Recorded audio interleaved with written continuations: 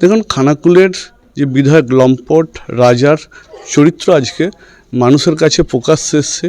ওদের নিজেদের অভ্যন্তরীণ সমস্যা দীর্ঘদিন ধরেই আমরা লক্ষ্য করছিলাম খানাকুলের রাজনীতিতে।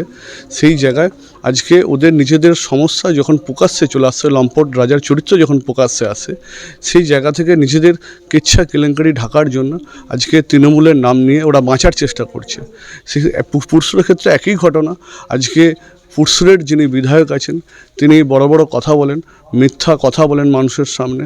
সেই জায়গায় দেখা যাচ্ছে হিন্দু ধর্মের যে কথা, সেই জায়গায় তিনি কিন্তু সনাতন হিন্দু ধর্মকে আঘাত করছেন। একটা মন্দির ভেঙে আজকে উনি পেট্রোল পাম্প করছেন, যেটা হচ্ছে একটা হিন্দু ধর্মের কাছে, আরামবাগ মহকুমার কাছে, বাসীর কাছে একটা সবথেকে বড় আঘাত।